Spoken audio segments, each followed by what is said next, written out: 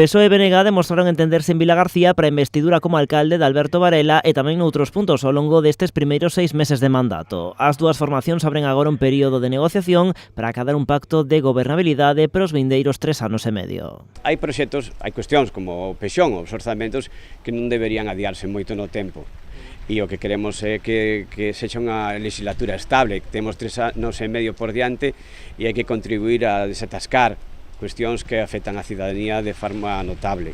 Ambas formacións xa mantiveron un primeiro encontro. Socialistas e nacionalistas coinciden en que son máis os puntos que os unen que os separan. Así as cousas deixarán pasar as eleccións galegas para seguir negociando. Os tempos ímonos marcar os protagonistas, os tempos das reunións, e ahora mesmo non cabe dúbida que temos unhas eleccións galegas á vista e cada un das formacións, no caso do BNG, estamos inmersos xa nunha precampaña. O posible acordo que está en riba da mesa daría estabilidade ao goberno local, con todo non implicaría a entrada do bloque no executivo. Nunca se pode negar de plano calquera cuestión deste calibre, non? Como digo, son 3 anos e medio por diante, nos entendimos no seu momento, seguimos entendendo que non se dan as condicións persoais, profesionais ou incluso políticas na correlación de forzas, pero non cabe dúbida que ao mellor no futuro, nestes 3 anos e medio por diante, pois pode cambiar pode haber un maior entendemento. Engaden os nacionalistas que queren co seu apoio darlle un maior peso ás políticas sociais na cidade,